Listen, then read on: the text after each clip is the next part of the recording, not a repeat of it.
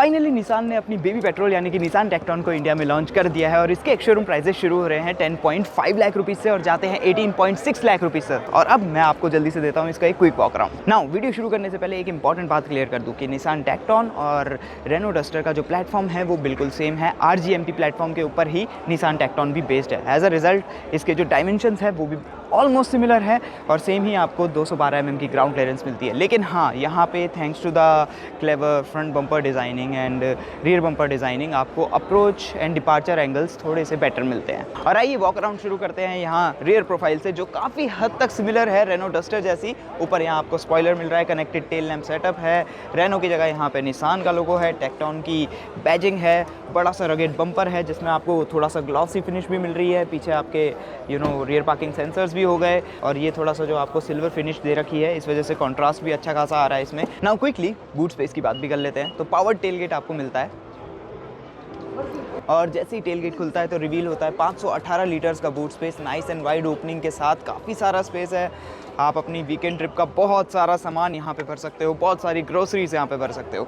और नीचे यहाँ बूट फ्लोर के आपको स्पेयर व्हील भी मिलता है स्टील रिम के साथ और छोटे मोटे आपके जो टूल्स हैं वो भी मिलते हैं। Coming to the side profile तो आप नोट करोगे 18 इंच के रिम्स आपको मिल रहे हैं, ड्यूल टोन हैं जो दिखने में काफ़ी ज़्यादा अच्छे लग रहे हैं। वेल एक्चुअली मुझे ये रेनो डस्टर के एलॉयज से ज़्यादा बेटर लगा इनका डिज़ाइन। 225/55 प्रोफाइल का टायर है, बड़ी बड़ी बॉडी क्लैडिंग आपको व्हील आर्चेस के ऊपर दे रखी है, नीचे यहाँ डोर्स पे भी दे रखी है और यहाँ भी निसान लिखा हुआ है।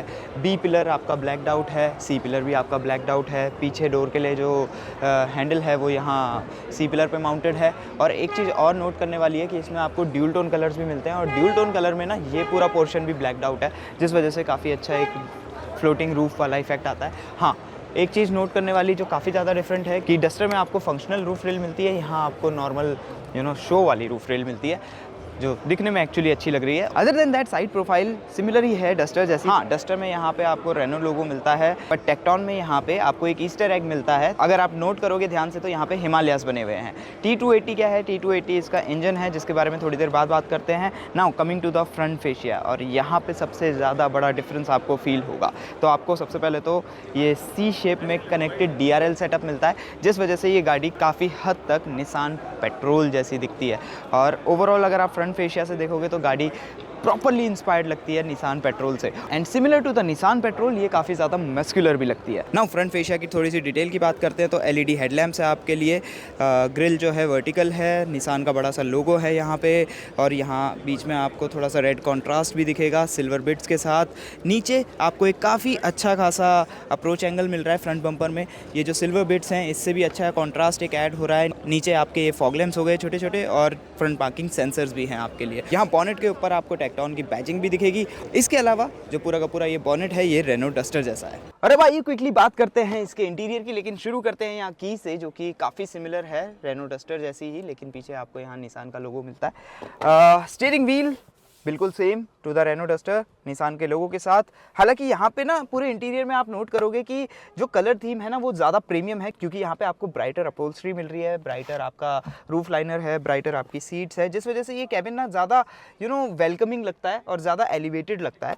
प्लस यहाँ पे एक चीज़ और जो मुझे अच्छी लगी कि डिफ्यूज्ड एम्बियंट लाइटिंग का यूज़ किया गया है, जिस वजह से जो ये स्टिचिंग पैटर्न है ना लेदर के ऊपर ये काफ़ी ज़्यादा अच्छे से उभर के आ रहा है और सिमिलरली यहाँ आपको डोर पैनल पे भी दिखेगा। I like it. इस कैबिन की प्रीमियमनेस को ये लाइटिंग सेटअप थोड़ा और इम्प्रूव करता है। बाकी जो ओवरऑल डैशबोर्ड है आपको काफ़ी सिमिलर लगेगा टू द रेनो डस्टर। आपको सिमिलर स्क्रीन सेटअप मिलता है, डिजिटल ड्राइवर डिस्प्ले हो गया आपका, जिसमें ऑब्वियसली जो ग्राफिक्स हैं वो थोड़े से डिफरेंट है बट इतने ज़्यादा भी डिफरेंट नहीं है। और फिर आपकी 10.1 इंच की टच स्क्रीन हो गई, जिसमें आपको बिल्ट इन गूगल भी मिलता है।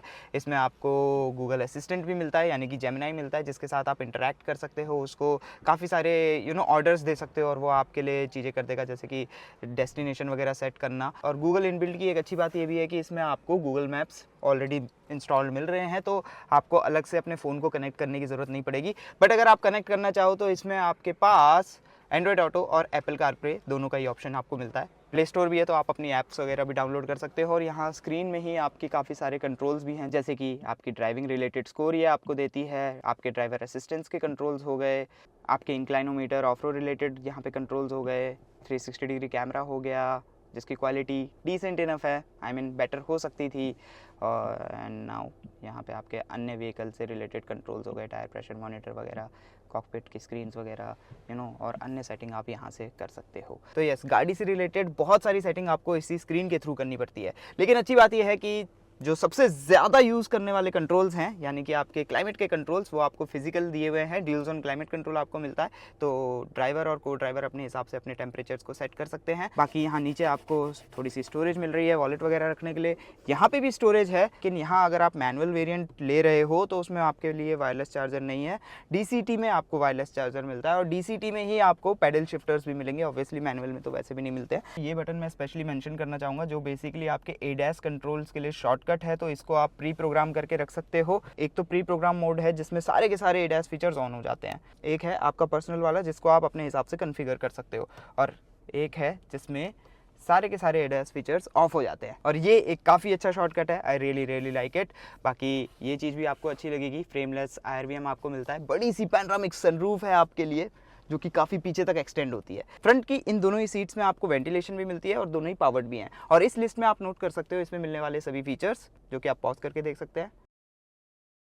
सेफ्टी वाइज इसमें आपको 6 एयरबैग्स मिलते हैं, ABS, EBD और काफ़ी सारे और फीचर्स हैं सेफ्टी के, जो कि स्टैंडर्ड हैं, और इस लिस्ट में आप नोट कर सकते हो बाकी अन्य सभी सेफ्टी फीचर्स। और ये हैं इसमें मिलने वाले ADAS features. Now coming to the second row, तो यहाँ पे स्पेस बिल्कुल वैसा ही है जैसा कि हमने रेनो डस्टर में एक्सपीरियंस किया था। सीट्स का कंफर्ट भी बिल्कुल वैसा ही है। हाँ, 3 लोग यहाँ पे इजीली एडजस्ट कर सकते हैं विड्थ वाइज। लेकिन हाँ, अगर मैं बात करूँ नी रूम और लेग रूम की, तो ये सेगमेंट के हिसाब से आपको इतने बढ़िया नहीं लगेंगे। सेगमेंट में जो और अन्य गाड़ियाँ हैं उसमें आपको ज़्यादा बेटर स्पेस मिलता है। अंडर थाई सपोर्ट वहाँ पे कोई कंप्लेंट नहीं है, अच्छा है। और जो हेड रूम है मोर देन सफिशिएंट, बड़ी सी पैनोरामिक सनरूफ के साथ भी, तो यहाँ पे भी आपको कोई कंप्लेंट नहीं होगी। बाकी कंफर्ट एंड कन्वीनियंस के लिए यहाँ पे आपको रियर AC वेंट्स मिल रहे हैं, USB चार्जिंग पोर्ट्स हो गए, कप होल्डर्स हैं आपके आर्मरेस्ट में, और फ़ोन रखने के लिए भी एक्स्ट्रा स्लॉट है। बाकी तीनों ही पैसेंजर्स को अपने एडजस्टेबल हेडरेस्ट मिलते हैं, और 3 पॉइंट सीट बेल्ट भी मिलती है। पावर ट्रेन वाइज आपके पास 2 इंजन के ऑप्शन है। पहला तो है 1 litre 3 cylinder turbocharge petrol engine, और दूसरा है 1.3 litre 4 cylinder turbocharge petrol engine. Yes, दोनों ही टर्बोचार्ज इंजन है आपके पास। Gear box wise 1 litre turbo petrol engine के साथ आपको एक 6 स्पीड मैनुअल ट्रांसमिशन का ऑप्शन मिलेगा, तो वहीं 1.3 लीटर टर्बो पेट्रोल के साथ आपको 6 स्पीड मैनुअल ट्रांसमिशन और 6 speed wet clutch DCT gear box का ऑप्शन मिलेगा। और यहाँ पे नोट करने वाली बात है कि ये 1.3 लीटर टर्बो पेट्रोल इंजन अपने सेगमेंट में सबसे पावरफुल है, with 160 horsepower and 280 newton metres of torque. और अब यहाँ से आपको समझ आ गया होगा कि ये 280 क्या है। तो T280 जो है वो 1.3 लीटर टर्बो पेट्रोल इंजन है, क्योंकि उसका 280 न्यूटन मीटर का टॉर्क आउटपुट है। तो वहीं T160 1 litre turbo petrol engine है, क्योंकि उसका टॉर्क आउटपुट 166 न्यूटन मीटर्स का है। और अब करते हैं समराइज। तो आप लोगों को कैसी लगी Nissan Tekton? Let me know in the comment section. Yes, Nissan Tekton और रेनो डस्टर में काफ़ी कुछ सिमिलैरिटीज़ हैं, आई एग्री टू दैट, जिस वजह से आप ये कह सकते हो कि ये एक बैच इंजीनियरिंग एक्सरसाइज है। लेकिन क्रेडिट्स टू द निसान, जिन्होंने इसके इंटीरियर को थोड़ा और ज़्यादा प्रीमियम बना दिया है। और हाँ, ऑब्वियसली जो फ्रंट फेशिया है वो तो काफ़ी ज़्यादा डिफरेंट है ही है। एंड ऑनेस्टली अब सारी की सारी बात यहाँ आके रुकती है कि क्या आपको रेनो डस्टर का डिज़ाइन ज़्यादा बेटर लगता है, या फिर निसान की बेबी पेट्रोल टेक्टॉन का डिज़ाइन ज़्यादा बेटर लगता है। डस्टर का इंटीरियर आपको ज़्यादा पसंद आता है, या फिर टेक्टॉन का इंटीरियर आपको ज़्यादा पसंद आता है? और अब बारी आप लोगों की, let us know in the comment section की निसान टेक्टॉन आप लोगों को कैसी लगी। यहाँ पे आप आगे की वीडियोस देख सकते हैं। वीडियो अच्छी लगी है तो लाइक करना मत भूलिएगा, सब्सक्राइब भी कर लीजिएगा, और हाई बटन भी दबा दीजिएगा। Thanks for watching, see you next time.